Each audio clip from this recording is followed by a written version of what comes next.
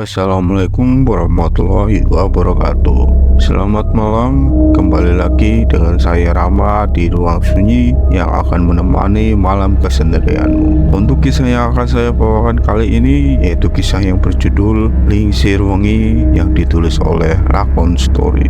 Sebelum masuk ke ceritanya, tarik selimutmu, matikan lampu kamarmu, dan seperti apa kisah kali ini? Langsung saja simak ceritanya bagian pertama. Perkenalkan, namaku Iwan. Aku adalah seorang tukang bangunan yang sudah terkenal di desaku. Hampir semua jenis bangunan pernah aku kerjakan, mulai dari rumah, musola, hingga tempat belajar pun sudah pernah aku dirikan. Hal itu tentu saja dengan bantuan kuli dan para pekerja yang selalu setia membantuku. Karena profesi tersebut, aku seringkali mendapat proyek hingga keluar desa. Bahkan aku juga tidak jarang mendapat proyekan yang letaknya di luar kota. Entah itu mulai membangun dari awal hingga hanya renovasi saja, semua aku kerjakan meskipun terkadang membuat aku harus tidak pulang untuk beberapa hari. Hingga akhirnya hari itu pun tiba. Berbekal informasi dari seorang teman, aku akhirnya berkenalan dengan seorang pengusaha kaya yang membutuhkan jasaku. Mas Iwan ya? Tanya Pak Budi. Iya Pak, jawabku. Saya mau minta tolong renovasi rumah saya, bisa mas? Mau nambah beberapa kamar dan bikin dapur. Sahut Pak Budi. Iya Pak, bisa sekali. Tapi saya bawa kuli sendiri ya Pak. Nanti kalau orang lain takut nggak cocok usulku. Oh iya, itu terserah masnya. Ini Mas Iwan nginep di sini kan? Sepertinya rumah sampean jauh. Tanya Pak Budi. Iya Pak, biasanya memang begitu. Nanti kami tidur di tempat Bapak sampai pekerjaan kami selesai. Untuk honornya borongan saja ya Pak. Kita bicarakan di rumah Bapak saja. Soalnya saya juga harus survei lokasinya dulu. Akhirnya setelah bernegosiasi, aku pun sepakat untuk menyanggupi permintaan Pak Budi. Waktu itu aku mengajak dua orang rekanku, yaitu Agus dan Wahyu. Mereka memang sudah biasa kuajak jika aku dapat proyek di luar kota, karena menurutku kerja mereka tergolong cepat dan bersih. Dan setelah melakukan berbagai persiapan, akhirnya siang itu pun kami bertiga berangkat menuju ke lokasi. Karena jarak dari rumahku ke tujuan yang sangat jauh, membuatku saat itu sampai di lokasi sekitar malam hari. Sesampainya di depan rumah Pak Budi, aku langsung diajak menuju lokasi rumah yang akan direnovasi. Jarak rumah tersebut memang lumayan jauh dari rumah Pak Budi sendiri. Waktu itu kami harus kembali menaiki motor untuk menuju rumah tersebut. Setelah berjalan melewati beberapa kampung, akhirnya kami pun sampai. Rumah ini tergolong besar dan sudah mulai tidak terawat. Karena sejak bisnis Pak Budi berkembang pesat, Pak Budi memilih membangun rumah di pinggir jalan raya agar mudah memantau perkembangan usahanya. Rumah ini kosong sudah lama ya Pak? Tanya aku. Iya, sudah kosong hampir 5 tahun mas. Saya pindah di pinggir jalan agar lebih ramai dan enak kalau buat usaha. Rumah ini kan kamarnya cuma 3. Misalnya saya mau nambah kamar 3 lagi, bisa? Tanya Pak Budi. Bisa Pak, ini sepertinya di belakang rumah juga masih luas. Jadi misalnya mau nambah 5 kamar lagi juga bisa, jawab. Ya sudah, Mas Iwan atur gimana bagusnya. Soal rencana saya ini buat mas karyawan baru saya. Besok Mas Iwan kalkulasi terus bilang ke saya kira-kira butuh berapa uang. Terang Pak Budi. Ini saya sama teman-teman langsung tidur di sini ya Pak? Tanya aku. Iya mas, lampunya juga sudah nyala, tapi kamar mandinya tidak bisa digunakan. Jadi kalau mau mandi, sementara masnya ke masjid yang ada di ujung jalan ya, jawab Pak Budi. Iya Pak, besok saya sekalian benerin kamar mandinya, ucapku. Akhirnya malam itu kami pun tidur di rumah tersebut hanya beralaskan tikar. Karena saat itu memang kondisi rumah tersebut sudah kosong, karena barang-barang sudah dipindahkan semua dan hanya menyisakan almari dan ranjang yang sudah tua dan berdebu. Keesokan harinya aku mulai pekerjaanku dengan melihat kondisi rumah ini dan menghitung besar biaya untuk renovasi. Dan setelah menghubungi Pak Budi via telepon untuk melaporkan perakhiran biaya, kami pun memulai pekerjaan dengan membersihkan barang-barang terlebih dahulu. Saat itu ku ketahui rumah ini memiliki 3 kamar tidur dan 1 dapur yang terletak di belakang rumah. Dan setelah puas berkeliling di depan rumah, aku pun melanjutkan melihat kondisi kamar tidurnya. 2 kamar di rumah ini memang bekas kamar tidur. Itu terlihat dari masih adanya ranjang yang sudah rusak dan 1 buah cermin kuno. Dan untuk kamar ketiga, ini sepertinya bekas ruangan yang entah aku juga kurang tahu sebelumnya digunakan untuk apa. Di kamar tersebut banyak sekali sisa tupai yang berserakan dan ada beberapa kain berwarna merah yang bergelantungan. Ditambah aku juga menemukan banyak sekali sisa cangkang telur ayam Jawa dan bunga melati yang sudah layu. Hal itu tentu saja membuatku langsung tidak nyaman dan aku pun segera memerintah rekanku untuk membuangnya.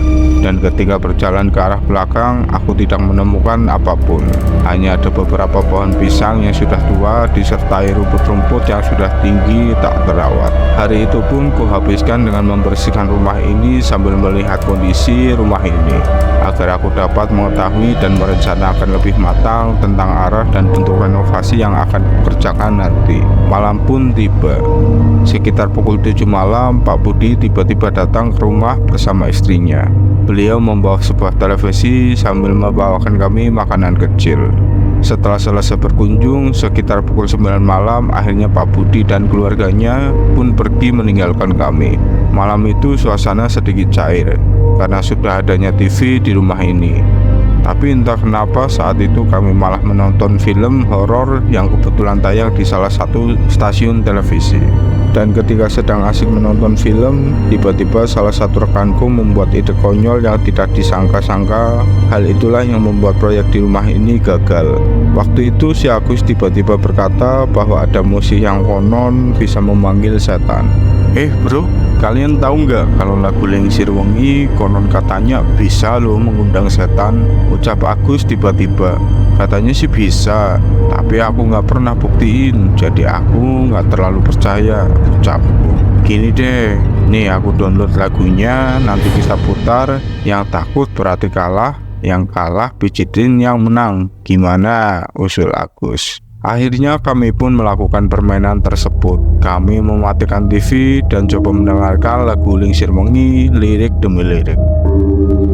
Lingsir wengi sliramu tumeke sirmo aja tangi. Setelah beberapa lama, ternyata kami pun tidak merasakan apa-apa. Meskipun kami mencoba berulang kali memutarnya, kami tetap tidak merasakan apa-apa.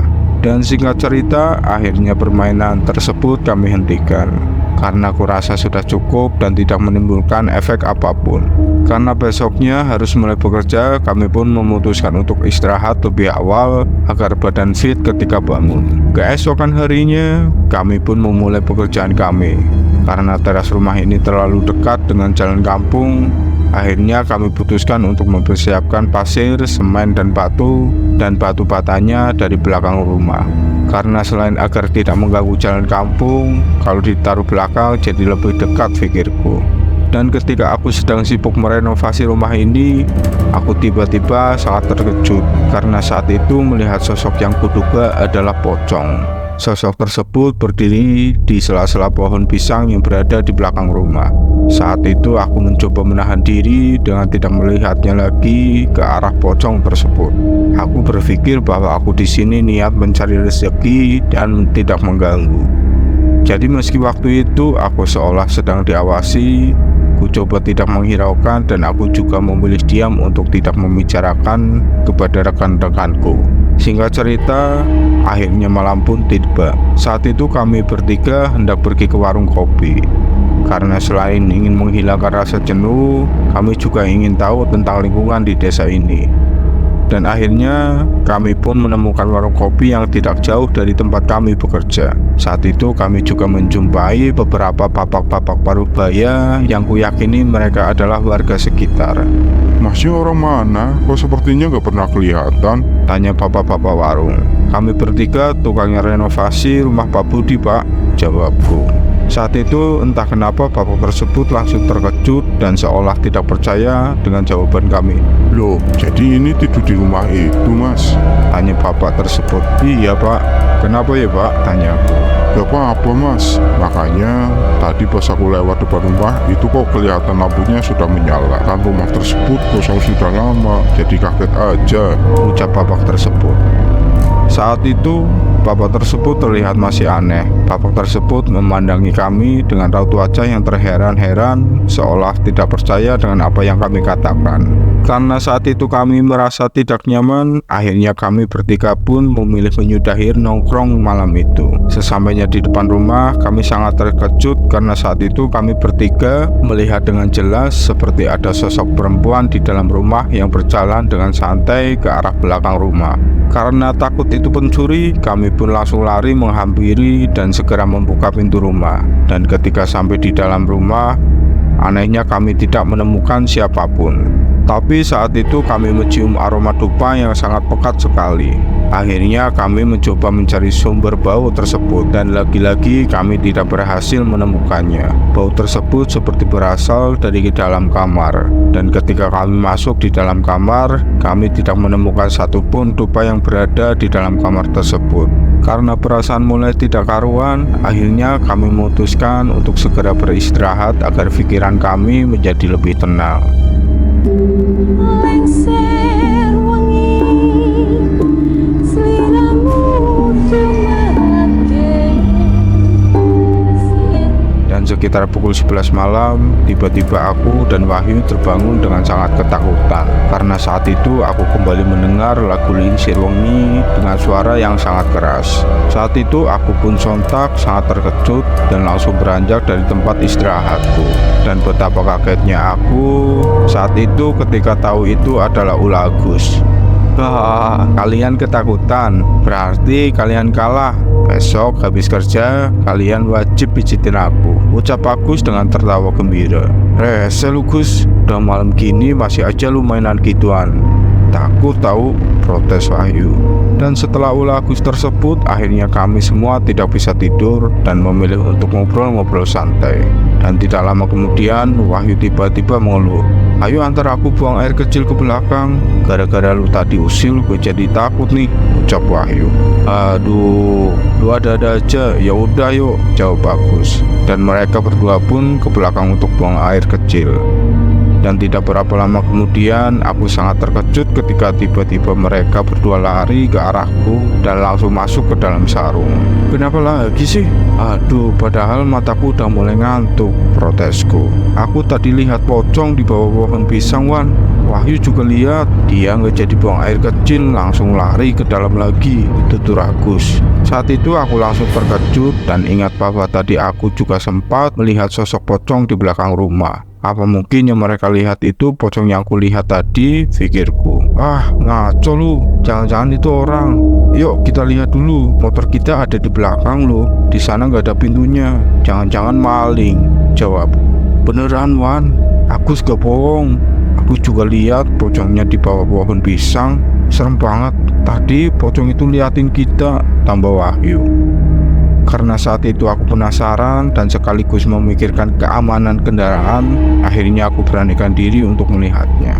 Ketika aku hendak berjalan ke belakang dan melewati kamar kosong di rumah ini, aku tiba-tiba melihat ada sosok wanita yang sedang berdiri di pojok ruangan sambil menghadap ke tembok. Wanita tersebut sambil menggoyang-goyangkan tubuhnya seolah sedang menidurkan anak. Sebenarnya misteri apa yang ada di balik rumah kosong ini? Dan mengapa Iwan dan teman-temannya diteror oleh penghuni rumah itu? Simak ceritanya di bagian kedua. Dan untuk kamu jangan lupa subscribe, like, dan komen, serta nantikan cerita-cerita horor lainnya di channel Ruang Sunyi.